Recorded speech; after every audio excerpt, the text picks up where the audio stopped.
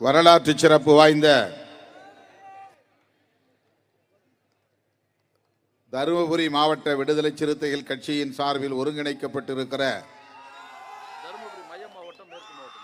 இந்த மாபெரும் முப்பெரும் விழாவை தலைமை வகித்து சிறப்பித்துக் கொண்டிருக்கிற மைய மாவட்ட செயலாளர் தாக்கு பாண்டியன் அவர்களே, மேற்கு மாவட்ட செயலாளர் பொறியாளர் கருப்பண்ணன் அவர்களே,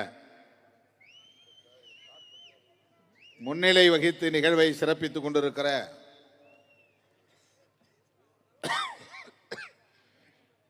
தோழர்கள்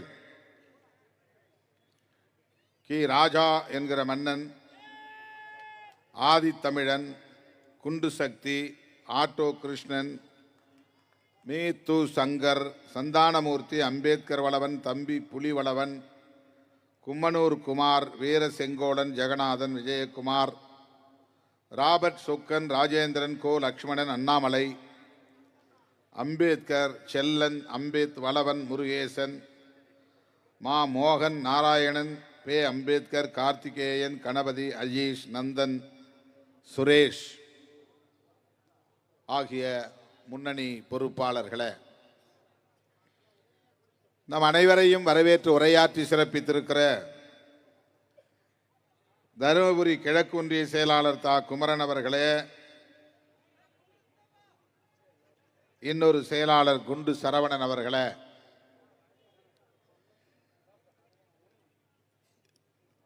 இந்த நிகழ்வில் பங்கேற்று நம்மிடையே உரையாற்றி விடைபெற்று சென்றிருக்கிற திராவிட முன்னேற்ற கழகத்தின் கடலூர் மாவட்ட செயலாளரும் வேளாண்மை மற்றும் உழவர் நலத்துறை அமைச்சருமான மாண்புமிகு அண்ணன் MRK பன்னீர்செல்வம் அவர்களே, இந்நிகழ்வில் பங்கேற்று உரையாற்றி சிறப்பித்திருக்கிற திராவிட முன்னேற்ற கழகத்தின் நாடாளுமன்ற உறுப்பினர் ஆ மணி அவர்களே, நமது கட்சியின் தலைமை நிலைய செயலாளர் தகடூர் தமிழ்ச்செல்வன் அவர்களே, மாநில துணை பொதுச் செயலாளர் வன்னியரசு அவர்களே, அமைப்பு செயலாளர் கி கோவேந்தன் அவர்களே, திராவிட முன்னேற்ற கழகத்தை சார்ந்த மேனாள் சட்டமன்ற உறுப்பினர் தடங்கம் பே சுப்பிரமணி அவர்களே, நமது கட்சியின் மண்டல செயலாளர் JK தமிழ் அன்வர் அவர்களே, கோமு நந்தன் அவர்களே, LLF அறிவர் அம்பேத்கர் தொழிலாளர் விடுதலை முன்னணியின் பொதுச் செயலாளர் பொன்னுசாமி அவர்களே, மற்றும் நமது கட்சியின் மூத்த பொறுப்பாளர்கள், முன்னணி தோழர்கள், தருமபுரி கிழக்கு மாவட்ட செயலாளர் சாக்கன் சர்மா அவர்களே, நாடாளுமன்ற தொகுதி செயலாளர் கோட்டை மு கலைவாணன் அவர்களே, மண்டல துணை செயலாளர் மின்னல் சக்தி அவர்களே, துணை செயலாளர் பூமு மாயவன் அவர்களே, மண்டல துணை செயலாளர் ஜிம் மோகன் அவர்களே, தருமபுரி முன்னாள் மாவட்ட செயலாளர் MS ராமன் அவர்களே, கிழக்கு மாவட்டத்தின் முன்னாள் செயலாளர் ஜானகிராமன் அவர்களே, மேற்கு மாவட்டத்தின் முன்னாள் செயலாளர் ஜெயந்தி அவர்களே, நாடாளுமன்ற தொகுதியின் துணை செயலாளர் மு செந்தில் அவர்களே, மற்றும் மாநில துணை செயலாளர்கள் பௌத்த பெருமாள், முனைவர் சிவஞானம், ஈமு கிள்ளிவளவன், மா தனலட்சுமி, ஆ மாது, கி அதியமான், மா முத்துக்குமரன், சி பெருமாள், தேவ கலையழகன், சென்னகிருஷ்ணன், தலித் சேட்டு, ராஜகோபால், சிவா, இரா சிவக்குமார், பிருந்தா சென்னகுமார், காதர் பாஷா ஆகிய பல்வேறு துணைநிலை அமைப்புகளின் மாநில துணை செயலாளர்களே, அரசு ஊழியர் ஐக்கிய பேரவையை சார்ந்த முன்னணி தோழர்களே,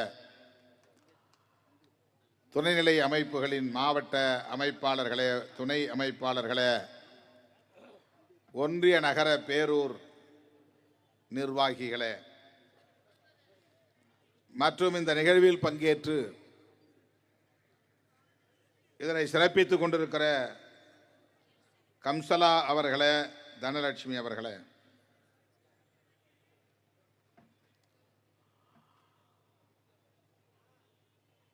நெடுநேரமாக காத்திருக்கிற என் உயிரின் உயிரான விடுதலை சிறுத்தைகளே,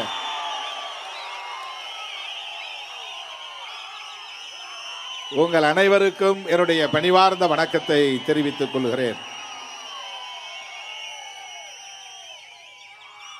பெயர்கள் விடுபட்டிருந்தால் பொறுத்தருள வேண்டுகிறேன்.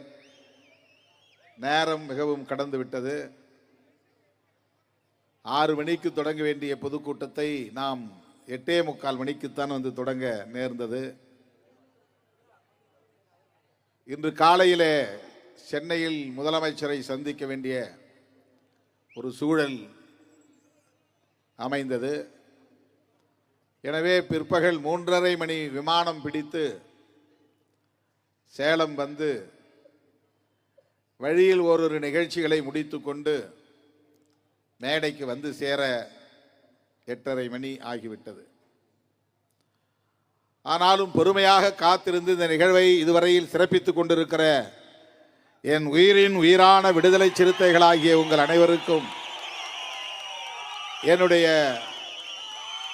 நன்றியை முதலில் காணிக்கையாக்குகிறேன். இந்த நிகழ்வை முடித்துக்கொண்டு நான் நெடுந்தூரம் பயணம் செய்ய வேண்டும். நாளை மதுரையிலே முக்கிய நிகழ்வொன்றில் நான் பங்கேற்க வேண்டும். அதனால்தான் நம்முடைய கட்சியின் முன்னணி பொறுப்பாளர்கள், மூத்த பொறுப்பாளர்கள் பலரும் இங்கே மேடையில் இருந்தும் அவர்களெல்லாம் பேச வேண்டும் என்று நான் ஆசைப்பட்டும் கூட அந்த வாய்ப்பை அவர்களுக்கு தர இயலவில்லை. வன்னியரசு போன்ற பல முன்னணி பொறுப்பாளர்கள் மேடையிலே இருக்கிற சூழலில் அவர்கள் அனைவரின் சார்பாகவும் நான் உங்களிடையே உரையாற்ற உங்கள் முன்னால் நின்று கொண்டிருக்கிறேன்.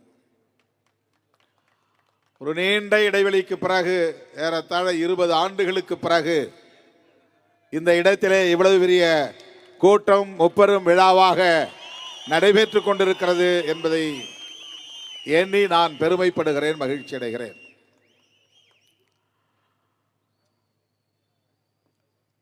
இன்றைக்கு 50 லட்சம் ரூபாய் கட்சிக்கு நிதியளிக்கக்கூடிய அளவுக்கு விடுதலை சிறுத்தைகள் வலிமை பெற்றிருக்கிறார்கள் என்பது தருமபுரி மாவட்ட விடுதலை சிறுத்தைகளின் வரலாற்றில் முக்கிய அங்கமாக இது அமைந்திருக்கிறது. கி. கோவேந்தன் அவர்கள் சொன்னதை போல தமிழ்நாட்டிலேயே எதிலும் தருமபுரி மாவட்டம் ஒரு முன்மாதிரி மாவட்டமாக இருக்கும், முன்னோடி மாவட்டமாக இருக்கும் என்று சொன்னார். அது போராட்டமாக இருந்தாலும், நிதியளிப்பாக இருந்தாலும், பிற மாவட்டங்களுக்கு வழிகாட்டக்கூடிய ஒரு முன்மாதிரி மாவட்டமாக இந்த மாவட்டம் இருக்கும். அதை இன்றைக்கு நாங்கள் நடைமுறைப்படுத்தி காட்டியிருக்கிறோம் என்று பெருமிதம் பொங்க இங்கே பேசினார். அதை நான் வழிமொழிகிறேன், வரவேற்கிறேன், வாழ்த்துகிறேன், பாராட்டுகிறேன்.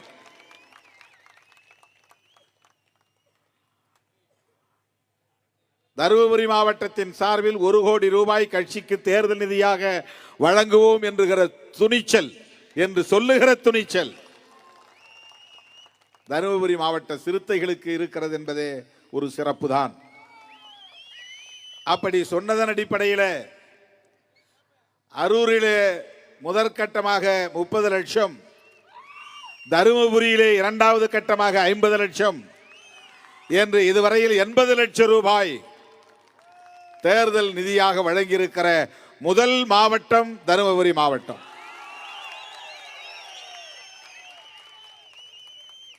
நான் தகடூர் தமிழ்ச்செல்வனிடத்திலும் கோவேந்தன் அவர்களிடத்திலும்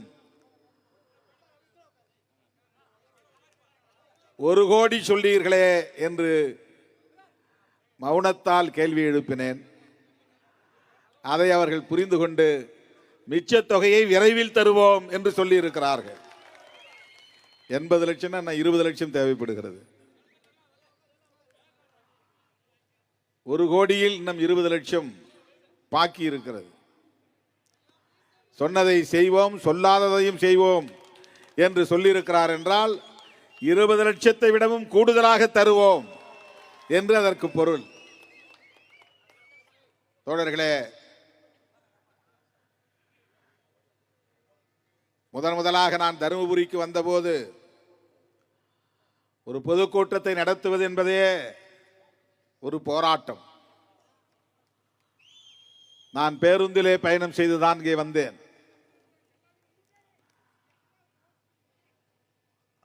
இன்றைக்கு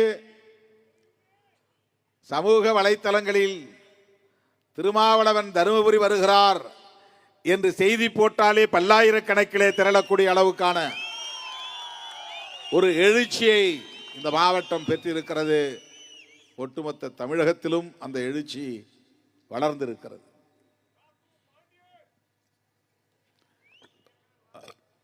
நிதியளிப்பு விழாவாக மட்டுமில்லாமல்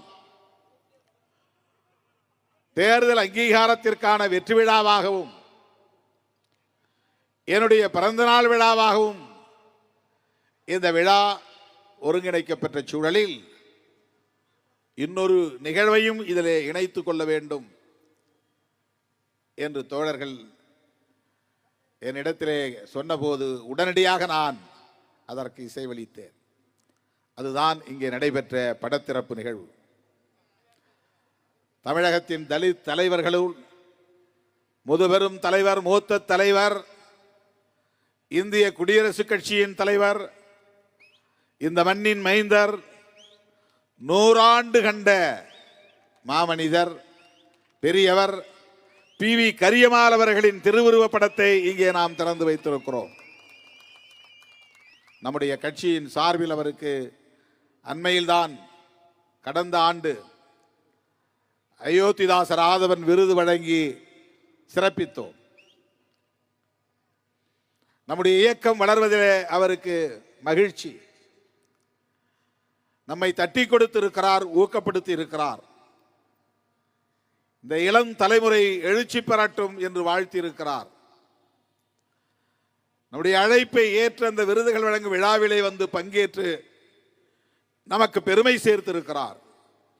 அந்த பெரியவரின் திருவுருவப் படத்தை இங்கே திறந்து வைத்து நாம் வீரவணக்கம் செலுத்தி இருக்கிறோம்.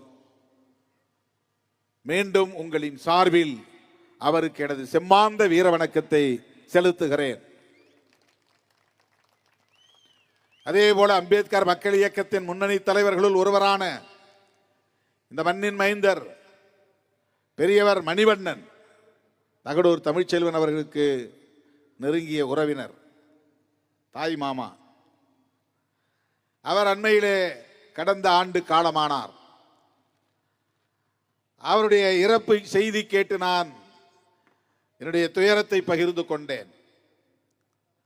இன்றைக்கு அந்த பெரியவரின் நினைவை கூர்ந்து அவர் ஆற்றிய பங்களிப்பை போற்றி அவருடைய திருவுருவப் படத்தையும் திறந்து வைத்து அவருக்கு மலர் தூவி லட்சோப லட்சக்கணக்கான விடுதலை சிறுத்தைகளின் சார்பில் நாம் வீரவணக்கம் செலுத்தி இருக்கிறோம். அந்த இருவரும் தலைவர்களும் ஆற்றிய பங்களிப்பு குறித்து தகடூர் தமிழ்ச்செல்வன் அவர்கள் நேரத்தின் அருமை கருதி சுருக்கமாக எடுத்துரைத்தார். அவரிடத்திலே நான் கேட்டுக்கொண்டேன், அந்த 2 தலைவர்களை பற்றியும் நீங்கள் பேச வேண்டும். நேரமில்லை, நான் பேசவில்லை, நீங்கள் எடுத்து நீங்களே பேசுங்கள் அமைச்சருக்கு அடுத்து என்று சொன்னார். இல்லை இல்லை, நீங்கள் அந்த 2 தலைவர்களை பற்றியும் சில நிமிடங்கள் பேச வேண்டும் என்று நான் கேட்டுக்கொண்டேன். நீங்கள் கூட நேரமாகிவிட்டது, அவரை நிறுத்தச் சொல்லுங்கள் என்று சைகை காட்டினீர்கள். நேரமாகிவிட்டது என்பதனால். ஆனால் நான் அவரை பேசட்டும் என்று சொன்னேன். ஏனென்றால் அந்த 2 தலைவர்களுக்கும் அவர் நெருக்கமாக இருந்தவர், அவர்களை பற்றி அறிந்தவர். இன்னும் நேரம் இருந்தால் நிறைய நேரம் அவர்களை பற்றி அவர் பேசுவதற்கு வாய்ப்பு இருக்கிறது. நேரத்தின் அருமை கருதி அவர் பேச்சையும் நாம் சுருக்கமாக முடித்துக்கொள்ள கேட்டுக்கொண்டோம். வன்னியரசுவையும் பேச வேண்டாம் என்று தடுத்து விட்டோம். அந்த மாமனிதர்களுக்கு, அந்த மாபெரும் இருவரும் தலைவர்களுக்கு மீண்டும் நான் எனது செம்மாந்த வீர வணக்கத்தை செலுத்துகிறேன். அதே வேளையில் அண்மையிலே காலமான நம்முடைய கட்சியின் முன்னணி பொறுப்பாளர்கள் கப்பல் செந்தில்குமார் அவர்களுக்கும், மகளிர் விடுதலை இயக்கத்தின் மாவட்ட துணை செயலாளர் காளியம்மாள் அவர்களுக்கும், நமது கட்சியின் சார்பில் லட்சோபலட்சக்கணக்கான விடுதலை சிறுத்தைகளின் சார்பில் செம்மாந்த வீர வணக்கத்தை செலுத்துகிறோம். விடுதலை சிறுத்தைகள் கட்சி இன்றைக்கு தமிழக அரசியல் களத்தில் தவிர்க்க முடியாத ஒரு அரசியல் சக்தி என்பதை நாம் அறிந்திருக்கிறோமோ இல்லையோ, நம்முடைய கொள்கை பகைவர்கள் அறிந்திருக்கிறார்கள். பகை வேறெந்த பகையும் கிடையாது. சொத்து தகராறு பகை இல்லை.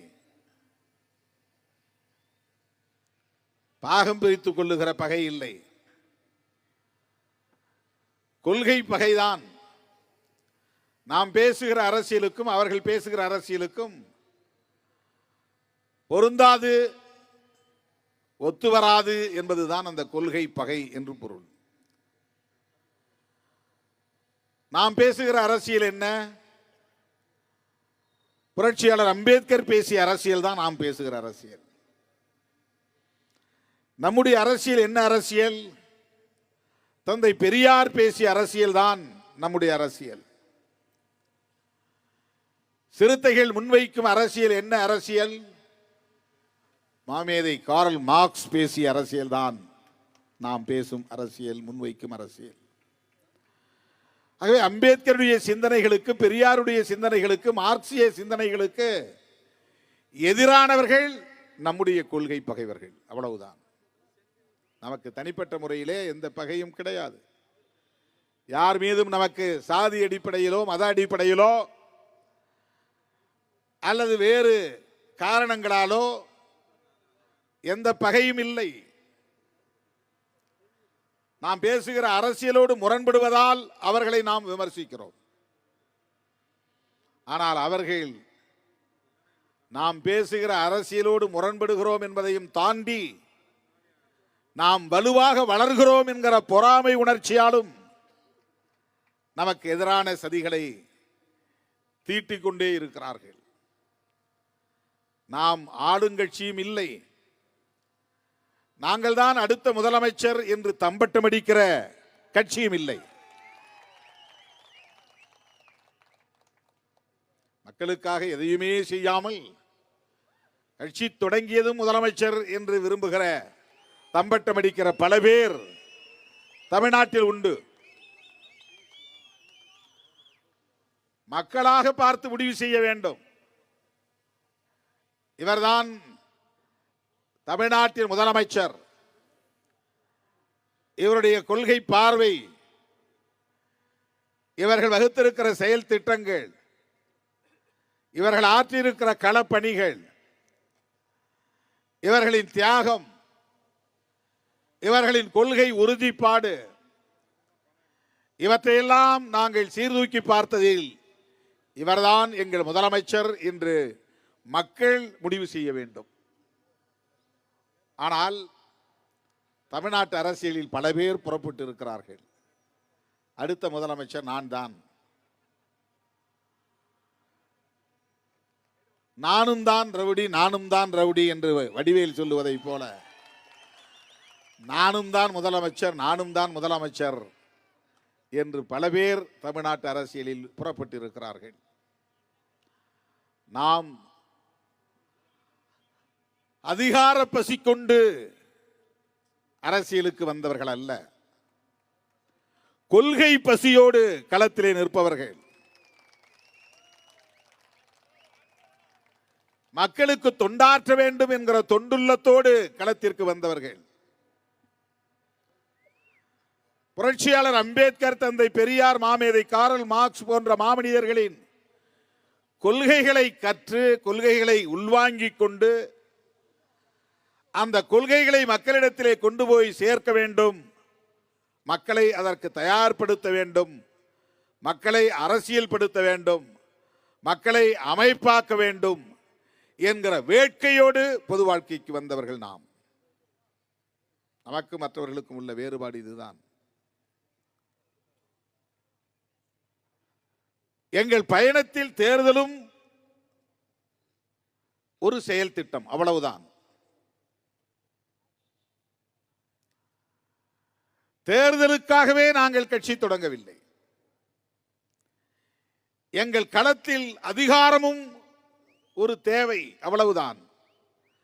அதிகாரத்திற்காக மட்டுமே நாங்கள் கட்சி தொடங்கவில்லை, பொது வாழ்க்கைக்கு வரவில்லை. எங்கள் இலக்கு சமத்துவ சமூகத்தை கட்டமைக்க வேண்டும் என்பதுதான். முதலமைச்சர் நாற்காலி இல்லை. அண்மையிலே நான் ஒரு தெளிவை தோழர்களுக்கு உணர்த்த வேண்டும் என்பதற்காக ஒன்றை சொன்னேன். எல்லோரும் முதலமைச்சர் நாற்காலியை குறிவைக்கிறார்கள். ஆனால் உண்மையான அதிகாரம் டெல்லியில் தான் இருக்கிறது. பிரதமர் பதவியில்தான் அதிகாரம் இருக்கிறது. அதை தமிழ்நாட்டில் இருக்கிற சில தலைவர்கள் உணர மறுக்கிறார்கள். அது ஏன் என்று விளங்கவில்லை என்று நான் சொன்னேன். அதையும் சில பேர் விமர்சிக்கிறார்கள். எதையாவது விமர்சிப்பது. உங்களோடு நாங்கள் போட்டி போடவில்லை முதலமைச்சர் நாற்காலிக்காக என்று சொல்லுகிறோம். ஆனாலும் நம்மைத்தான் அவர்கள் முதல் எதிரியாக வைத்து அரசியல் செய்கிறார்கள்.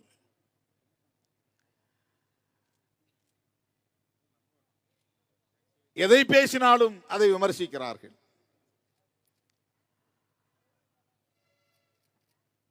விடுதலை சிறுத்தைகள் கட்சி தவிர்க்க முடியாத ஒரு அரசியல் சக்தி என்பதற்கு இதை விட வேறு என்ன சான்று வேண்டும்?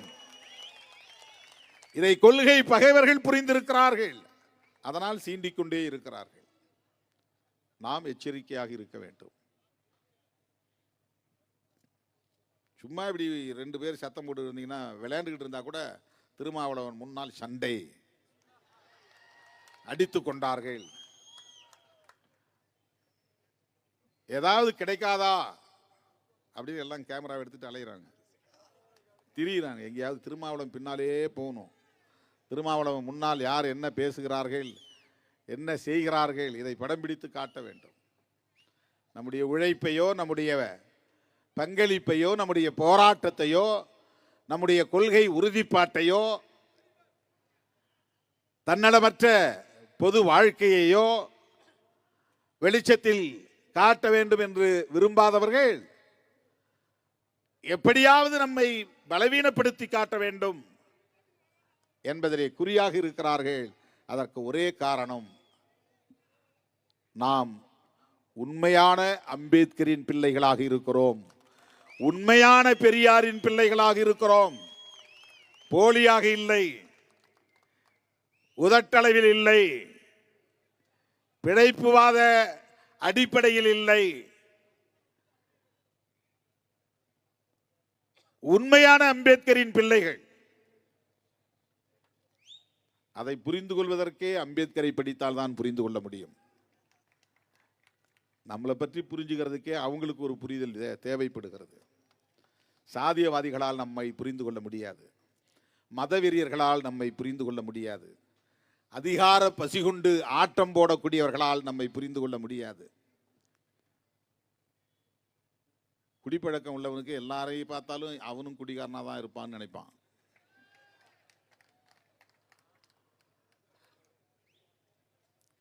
பீடி சிகரெட் குடிக்கிறவனுக்கு மற்றவளை பார்த்தாலும் இவன் அப்படின்னு திருட்டுத்தனமா பீடி சிகரெட் குடிப்பான் அப்படின்னு நினைப்பான் மனசுக்குள்ள.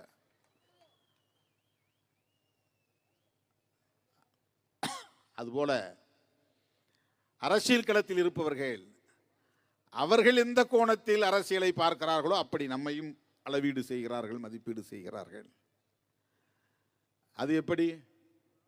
இந்த சாதியில் பிறந்துட்டு திருமாவளவன் கரிமீன் திங்காம இருக்கிறாரு, இது அவனுக்கு வியப்பாக இருக்கிறது. ஆனால் அதுதான் உண்மை.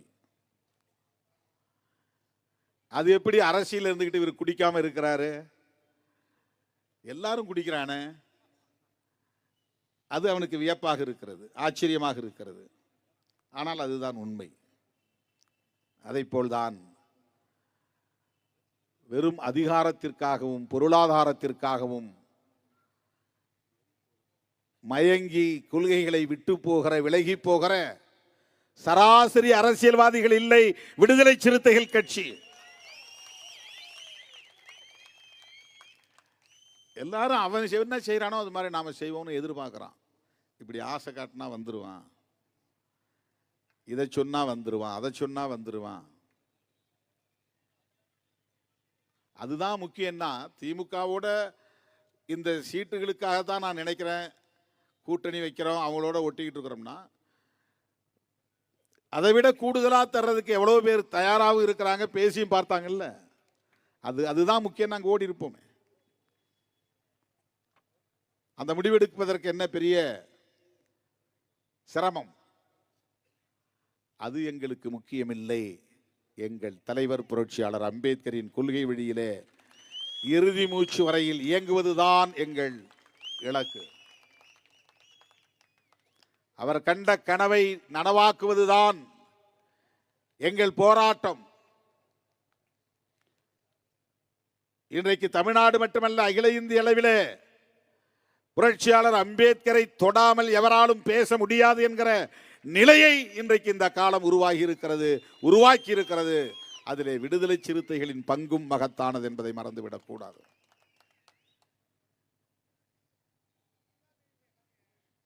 வடமாநிலத்தை சார்ந்த இளைஞர்கள் பல பேர் நம்முடைய அம்பேத்கர் திடலுக்கு வருகிறார்கள். நாங்கள் தேடிக்கொண்டிருந்த தலைமை நீங்கள் தான், உங்கள் தலைமைதான். எங்கள் மாநிலங்களுக்கும் நீங்கள் வர வேண்டும், எங்கள் நிகழ்வுகளில் நீங்கள் பங்கேற்க வேண்டும் என்று அழைப்பு விடுப்பதை இன்றைக்கு நாம் களத்தில் பார்க்கிறோம். நம்மிடமிருந்து அவர்கள் வேறு ஒன்றையும் எதிர்பார்க்கவில்லை, வேறு எதனையும் அவர்கள் எதிர்பார்க்கவில்லை. புரட்சியாளர் அம்பேத்கர் கண்ட கனவை நனவாக்க வேண்டுமானால் இந்திய அரசமைப்பு சட்டத்தை பாதுகாக்க வேண்டும். இந்திய அரசமைப்பு சட்டத்தை பாதுகாப்பதற்கு கொள்கை பிடிப்புள்ள இயக்கம் வேண்டும். அப்படி ஒரு இயக்கம் கடந்த காலங்களில் வட இந்திய மாநிலங்களில் இருந்துதான் தோன்றும் என்கிற நம்பிக்கை இருந்தது. இந்த காலச்சூழலில் தமிழ்நாட்டில் தோன்றியிருக்கிறது. அந்த நம்பிக்கைக்குரிய தலைமை தமிழகத்தில் இருந்து வருகிறார்கள் என்கிற நிலை உருவாகி இருக்கிறது. இதை நான் தற்பெருமை என்கிற அடிப்படையில் சொல்லவில்லை தோழர்களே, இதுதான் யதார்த்தமான உண்மை. இதை புரிந்து கொள்ள வேண்டும் என்பதற்காக சொல்லுகிறேன். கொள்கை பிடிப்புள்ள நம் மீது பலருக்கும் எரிச்சல் வருகிறது. தினந்தோறும் பேசப்படுகிற ஒரு இயக்கமாக இது இருக்கிறது. எதிர்த்தோ ஆதரித்தோ சிறுத்தைகளை பற்றி பேசித்தான் ஆக வேண்டும் என்கிற நிலை இன்றைக்கு தமிழகத்தில் தவிர்க்க முடியாததாக மாறி இருக்கிறது. சாதியவாதிகள் ஒருபுறம், மதவாதிகள் ஒருபுறம், அம்பேத்கர் பெயரை சொல்லிக்கொண்டே புரட்சியாளர் அம்பேத்கரின் கொள்கைகளுக்கு விரோதமாக செயல்படக்கூடிய தலித் உதிரிகள் ஒருபுறம். உதிரிகள்னா யாரோடையும் ஒட்ட மாட்டான், தனியா இருப்பான். அவன் ஒரு பேனர் வச்சுக்குவான், அவன் ஒரு தலைவர்னு சொல்லிக்குவான். மக்களோடு அவனுக்கு எந்த தொடர்பும் இருக்காது. பேனர் இருக்கும், லெட்டர் பேட் இருக்கும்.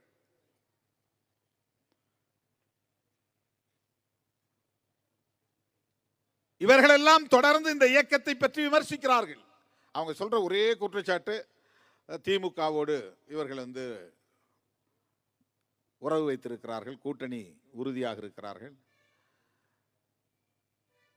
திமுகவுக்கு முட்டு கொடுக்கிறார்கள், திமுகவுக்கு ஆதரவாக இருக்கிறார்கள். இதுதான். இதற்கு நான் பல விளக்கங்களை ஏற்கனவே சொல்லி இருக்கிறேன்.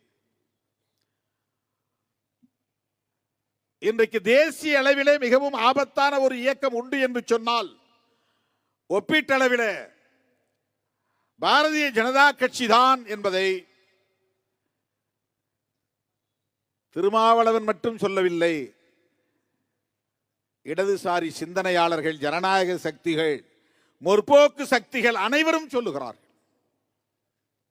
அம்பேத்கர் இயக்கத்தில் தான் இருக்கணும்னு அவசியம் இல்லை, கம்யூனிஸ்ட் கட்சிகளில் தான் இருக்க வேண்டும் என்று இல்லை.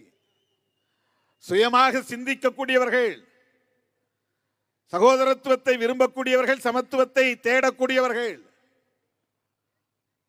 பாரதிய ஜனதா வலிமை பெறுவது நாட்டுக்கு நல்லதல்ல, RSS இயக்கம் நாளுக்கு நாள் வலிமை பெற்று வருவது ஆபத்தானது. இதை திருமாவளவன் மட்டுமா சொல்லுகிறான்? விடுதலை சிறுத்தைகள் கட்சி மட்டுமா சொல்லுகிறது? அவர்களை எதிர்கொள்வதற்கு என்ன உத்தி என்று வருகிற போது காங்கிரஸ் கட்சியினுடைய தலைவர் ராகுல் காந்தி அவர்கள் இன்றைக்கு வெளிப்படையாக அறிவிக்கிறார், பிஜேபி RSS என்கிற சங் பரிவார்களை வீழ்த்துவதற்கு ஒரே ஆயுதம் இந்திய அரசமைப்பு சட்டம் தான். புரட்சியாளர் அம்பேத்கர் அவர்களால் எழுதப்பெற்ற இந்திய அரசமைப்பு சட்டம் தான். ஏன் காங்கிரஸோடு இருக்கிறோம்? சில கூமுட்டைகள் சொல்வார்கள், காங்கிரஸ் தமிழர்களுக்கு எதிரி, அந்த காங்கிரஸோடு திருமாவளவன் கைகோர்த்து நிற்கிறார்.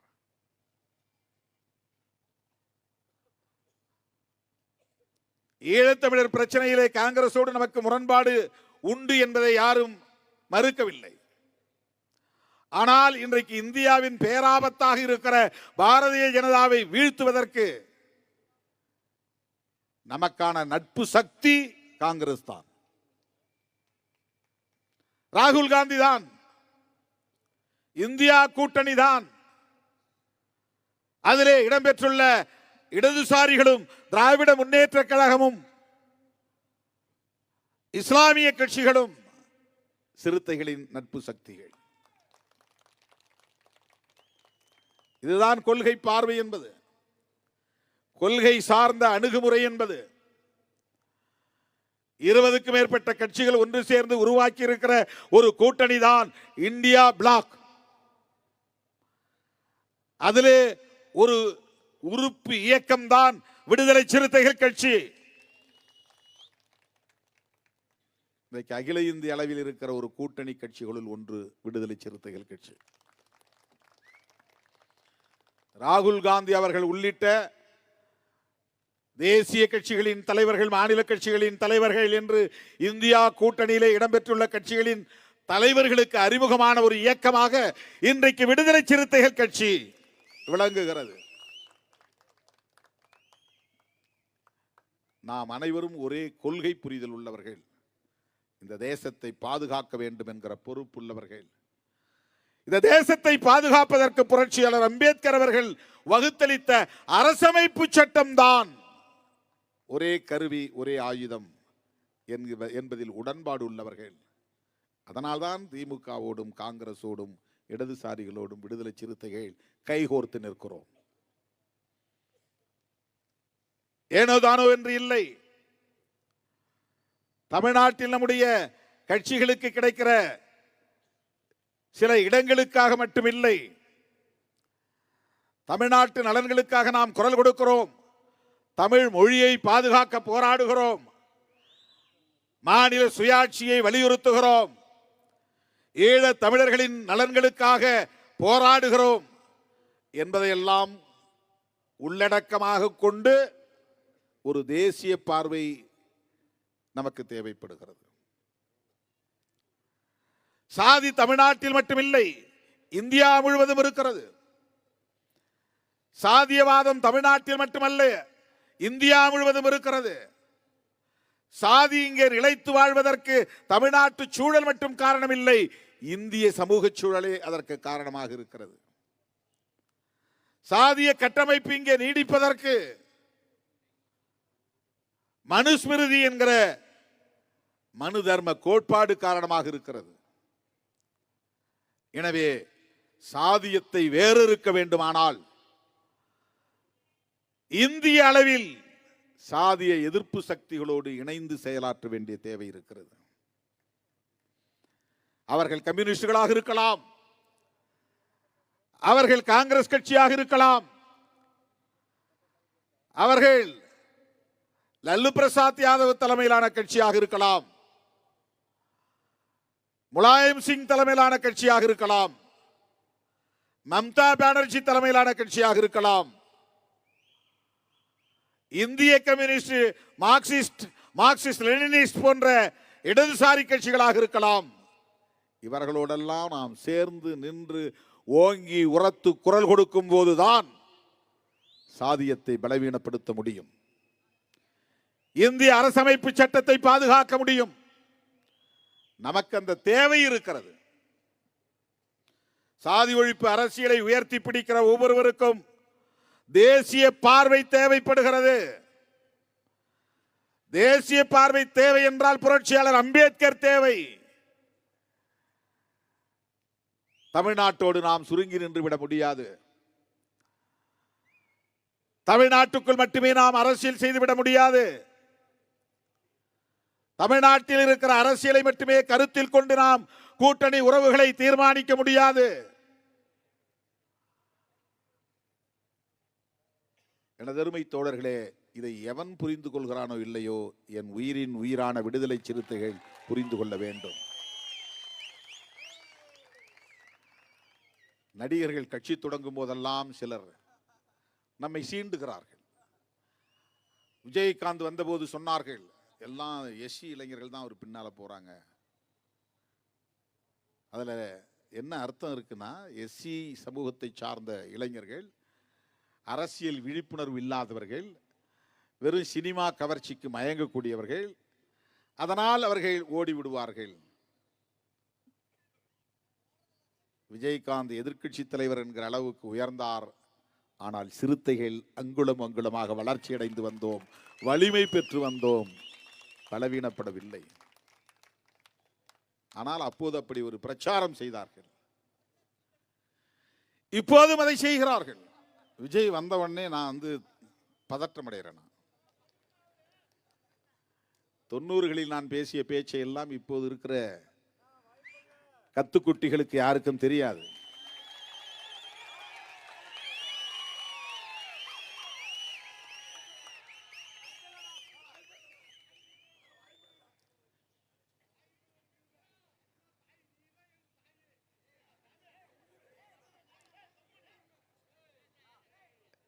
ஏதோ வெறுமனே சில இடங்களுக்காக மட்டுமே நாம் கட்சி தொடங்கி இருக்கிறோம், திமுகவோடு அதிமுகவோடு நாம் கூட்டணி வைத்திருக்கிறோம் என்று தவறான மதிப்பீடுகளை முன்வைக்கிறார்கள். நம்முடைய வரலாறு அவர்களுக்கு தெரியாது. அவர்கள் திடுமென பிறரால் நியமிக்கப்பட்ட தலைமையாக மாறி வந்தவர்கள். திருமாவளவன் வேர்க்கால் மட்டத்தில் இருந்து அங்குலம் அங்குலமாக வளர்ந்து நிற்பவன். 35 ஆண்டு கால அனுபவம் அரசியலில் உண்டு. 25 ஆண்டு கால தேர்தல் அரசியல் அனுபவம் உண்டு. நம்மை சீண்டி பார்க்கிறார்கள். அவர்கள் சீண்டட்டும், ஆனால் நம்மை குறைத்து மதிப்பிடுகிறார்கள். சராசரி அரசியல்வாதிகளைப் போல நம்மை விமர்சிக்கிறார்கள்.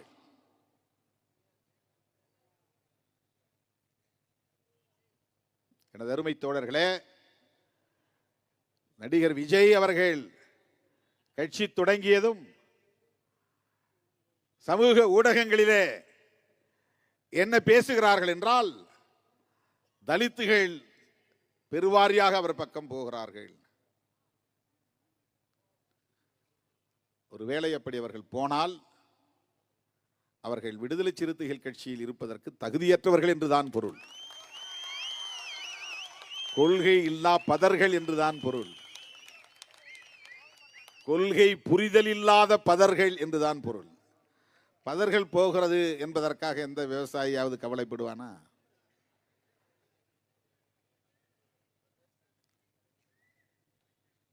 விடுதலை சிறுத்தைகள் கட்சியை விட்டு வெளியே போகிற ஒருவன் கொள்கை ரீதியாக திருமாவளவனை விமர்சிக்கிற வலிமை உள்ளவனாக ஒருபோதும் இருக்க மாட்டான். வாய்ப்பில்லை.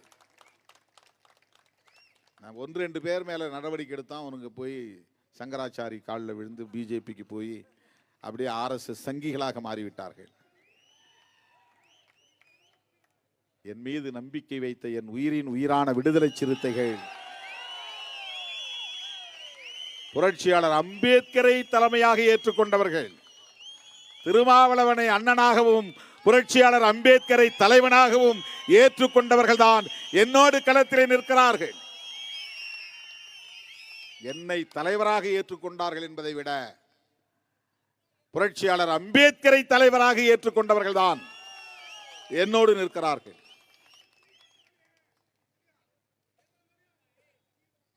புரட்சியாளர் அம்பேத்கரின் கொள்கைகளை அதிகாரம் இருந்தாலும் இல்லாவிட்டாலும் பேசக்கூடிய வலிமை உள்ளவர்கள் விடுதலை சிறுத்தைகள் மட்டும்தான். அதனால்தான் நான் சொல்லுவதுண்டு, எங்க களம் வேறு, உங்கள் களம் வேறு. எங்களோடு நீங்கள் போட்டி போட முடியாது. ஏனென்றால் நான் உங்களுக்கு போட்டியாக இல்லை, போட்டிக்கு நான் வந்ததும் இல்லை. உங்களோடு நாங்க போட்டிக்கு வந்ததே இல்லையே. உங்களால எங்களோட போட்டி போடவும் முடியாது.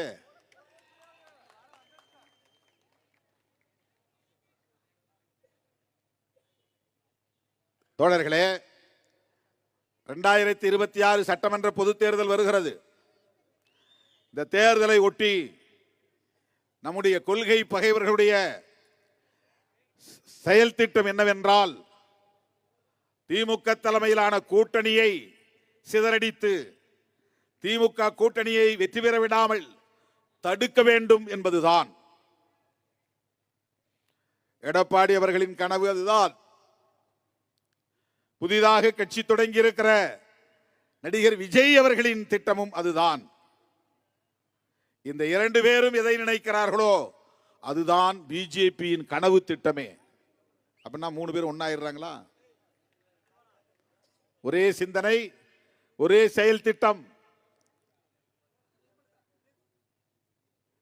இந்த கூட்டணிக்கு எதிராக கருத்து சொல்லுகிறவர்கள் அறிந்தோ அறியாமலோ பிஜேபிக்கு துணை போகிறார்கள்.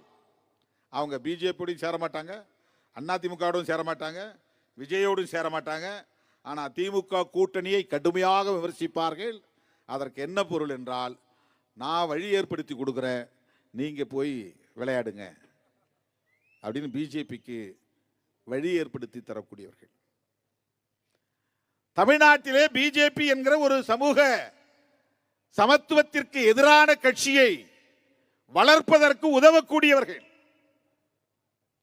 யார் யார் இருக்காங்க பாருங்க. அதிமுக, திமுக கூட்டணிக்கு எதிரான ஒரு அரசியல் கட்சி. பாஜக, திமுக கூட்டணிக்கு எதிரான ஒரு அரசியல் கட்சி. விஜய், திமுக கூட்டணிக்கு எதிரான ஒரு அரசியல் கட்சி. இவை அல்லாமல் சில கட்சிகள், இவர்கள் திமுக கூட்டணியை கடுமையாக விமர்சிப்பார்கள், நம்மையும் சேர்த்து சீண்டுவார்கள். நாம் திமுக கூட்டணியை விட்டு வெளியே வந்தோமானால் ஒரு பையன் நம்மளை சீண்ட மாட்டான், பேச மாட்டான், ஒரு ஆள் கூட பேச மாட்டான். சில பேர் நல்ல ஆள்னு சொன்னாலும் சொல்லுவான். திருமாவளவன் இப்பதான் நல்ல முடிவு எடுத்திருக்கிறாரு, வெரி குட், சபாஷ்.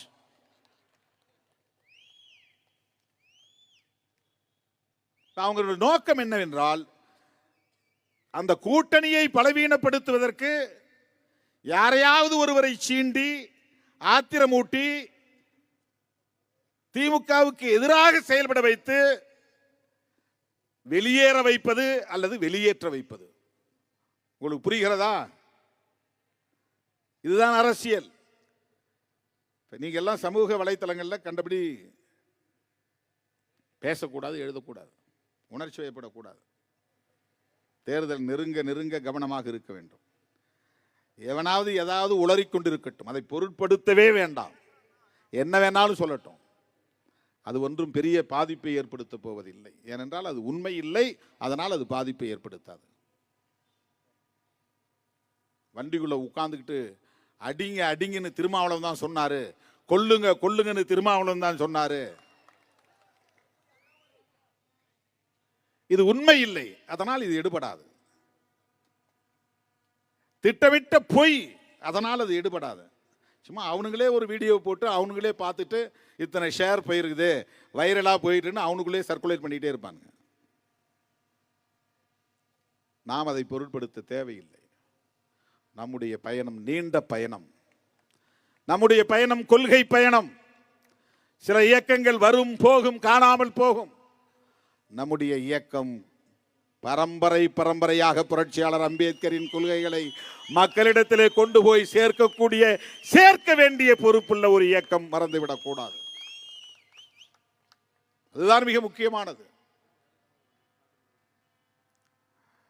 புரட்சியாளர் அம்பேத்கர் கண்ட கனவை நனவாக்குவதற்கென்று ஒரு இயக்கம் இன்றைக்கு தமிழகத்திலே துணிச்சலோடு இயங்குகிறது என்று சொன்னால், இந்தியாவுக்கே வழிகாட்டுகிறது என்று சொன்னால், பிற இயக்கங்களுக்கு முன்னோடியாக இருக்கிறது என்று சொன்னால், அந்த பெருமைக்குரிய இயக்கம் விடுதலை சிறுத்தைகள் கட்சி.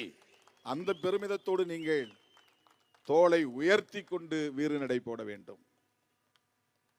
சாதி பெருமிதம் பேசுவார்கள், நாம் அப்படி பேசக்கூடாது. பேசுவது அம்பேத்கரியம் இல்லை. அம்பேத்கரியத்தில் சாதி பெருமைக்கு இடமே கிடையாது.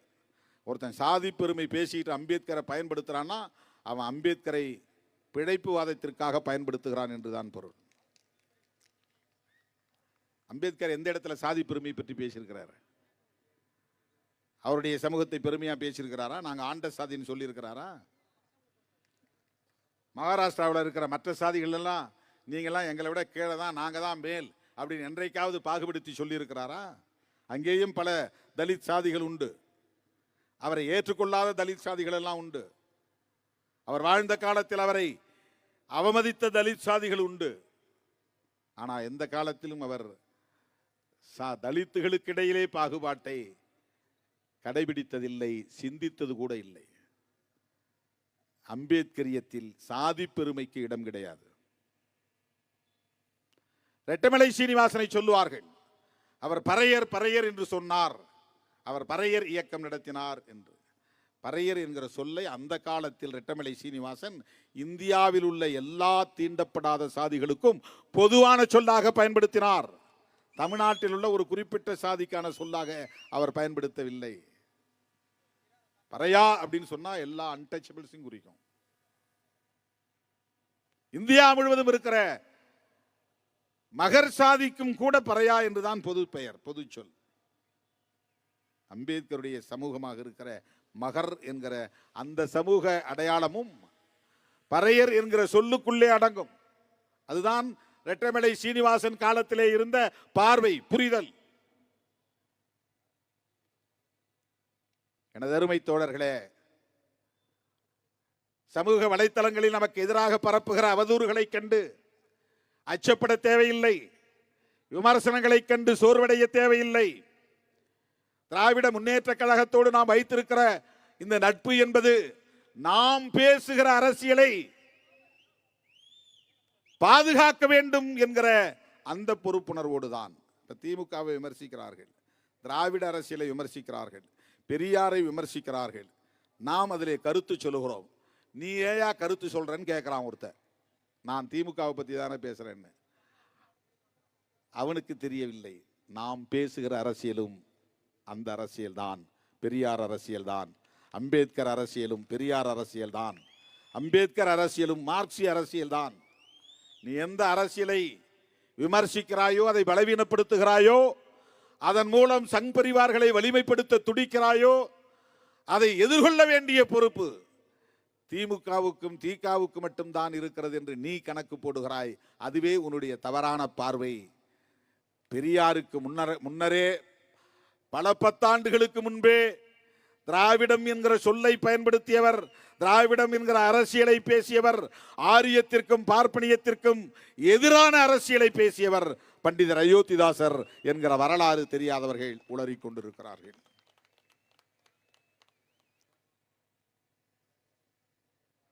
எனவே நாம் திராவிட முன்னேற்ற கழகத்தோடு இணைந்து நிற்கிறோம்.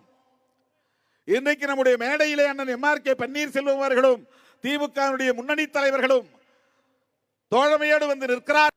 ஒரு 25 லட்சம் ரூபாய்க்கு மேலாக கட்சி பொறுப்பாளர்கள் தம் சொந்த பையிலிருந்து எடுத்து கொடுத்த நிதி.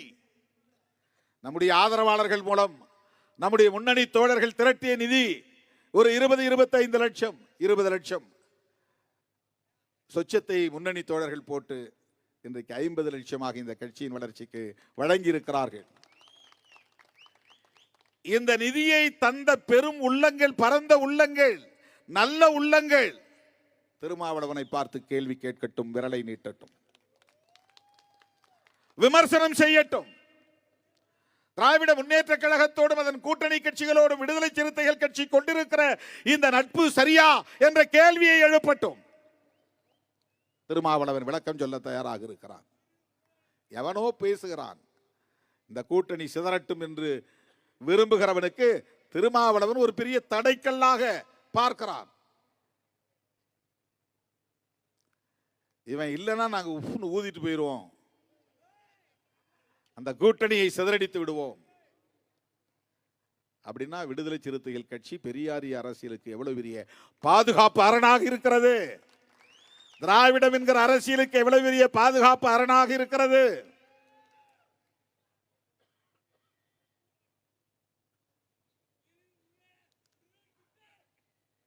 எனதருமை தோழர்களே, என் உயிரின் உயிரான விடுதலை சிறுத்தைகளே, நீங்கள் ஒவ்வொரு கிராமத்தையும் ராணுவ வீரர்களைப் போல இருந்து பாதுகாக்க வேண்டும்.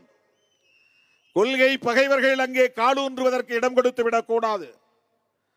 கோவில்களை கட்டித் தருகிறோம் என்று வருவார்கள், கோவில் கும்பாபிஷேகத்திற்கு நன்கொடை தருகிறோம் என்று வருவார்கள், ஊரிலே படிப்பகம் கட்டித் தருகிறோம் என்று வருவார்கள், கல்வி உதவித்தொகை செய்கிறோம் என்று வருவார்கள். இதுவெல்லாம் அவர்கள் விரிக்கிற வலை, உங்களை வீழ்த்துவதற்கான சதி முயற்சி, உங்களை விலை பேசுவதற்கான மறைமுக செயல் திட்டம். வீழ்த்த முடியாது, சிதறடிக்க முடியாது என்பதை அவ்வப்போது நாம் உறுதிப்படுத்தியாக வேண்டும். தருமபுரி மாவட்ட விடுதலை சிறுத்தைகள் முன்னணி பொறுப்பாளர்கள் அரும்பாடுபட்டு இந்த ஒரு வார இடைவெளியில் என்ற தொல்லை பண்ணி தேதி கேட்டார்கள். எனக்கு தேதி இல்லை இல்லை என்று நான் மறுதளித்தேன். அரூரில் தான் நடத்திவிட்டீர்களே, பிறகு எதற்கு தருமபுரியிலே இன்னொரு கூட்டம் வேண்டாம் என்று நான் சொன்னேன். இல்லை, ஒட்டுமொத்த தருமபுரியின் சார்பிலே நாங்கள் 1 கோடி ரூபாய் தருவோம். இது முதல் கட்டம் தான், 2வது கட்டத்திற்கு எங்களுக்கு தேதி வேண்டும் என்று தமிழ்ச்செல்வன், கோவேந்தன், இன்னும் முன்னணி தோழர்கள் திரும்ப திரும்ப என்னிடத்திலே கேட்டார்கள். நான் தயங்கினேன். சொன்னது சொன்னபடி இன்றைக்கு தருமபுரியிலே 50 லட்சம் ரூபாயை நீங்கள் அள்ளி கொடுத்திருக்கிறீர்கள் என்றால் அதை வெறும் பணமாக நான் பார்க்கவில்லை. உங்களின் உழைப்பு அதிலே இருக்கிறது, உங்கள் வேர்வை அதிலே இருக்கிறது, உங்கள் சக்தி அதிலே இருக்கிறது.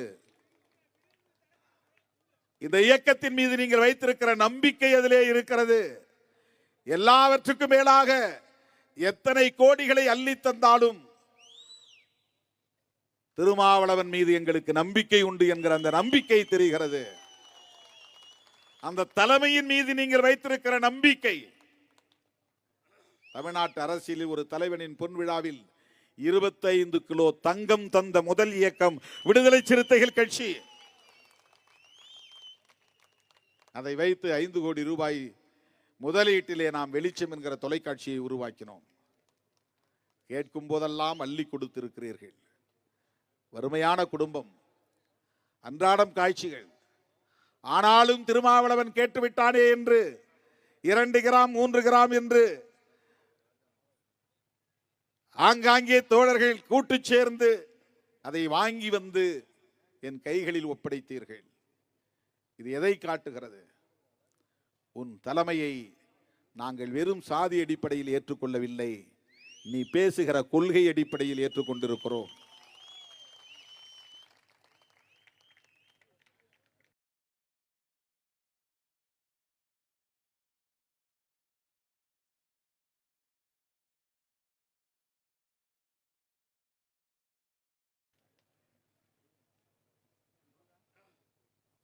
அதைவிட உங்கள் தலைமையின் மீது நாங்கள் வைத்திருக்கிற நம்பிக்கை அபாரமானது என்று உணர்த்துகிறோம் என்பதைத்தான் பொன் விழாவின் போது நீங்கள் அள்ளி தந்த தங்க காசுகள், பொற்காசுகள், அந்த நம்பிக்கை இன்னும் தொடர்கிறது என்பதற்கு சாட்சியம்தான் தருமபுரியிலே நீங்கள் அள்ளி தந்திருக்கிற 50 லட்சம் ரூபாய்.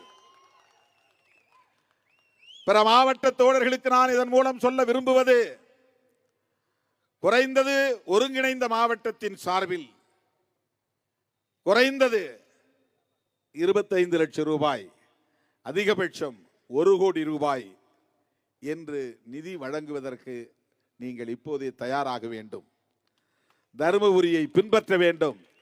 தருமபுரி சிறுத்தைகளை ஒரு உந்துதலாக எடுத்துக்கொண்டு, தருமபுரியே 1 கோடி தந்து விட்டார்கள், நாம் சின்ன மாவட்டமாக இருந்தாலும் எளிய மாவட்டமாக இருந்தாலும் குறைந்தது 25 லட்சம் தருவோம் என்கிற அடிப்படையில் இப்போதே நீங்கள் முனைப்பாக செயலாற்ற வேண்டும் என்கிற வேண்டுகோளை விடுத்து, இவ்வளவு நேரம் காத்திருந்து இந்த நிகழ்வை சிறப்பித்துக் கொண்டிருக்கிற என் உயிரின் உயிரான விடுதலை சிறுத்தைகள் அனைவருக்கும் நன்றி கூறி, அரும்பாடுபட்டு இந்த நிதியை திரட்டி தந்த முன்னணி தோழர்கள் அத்தனை பேருக்கும் என்னுடைய பாராட்டுகளை தெரிவித்து விடைபெறுகிறேன். நன்றி, வணக்கம்.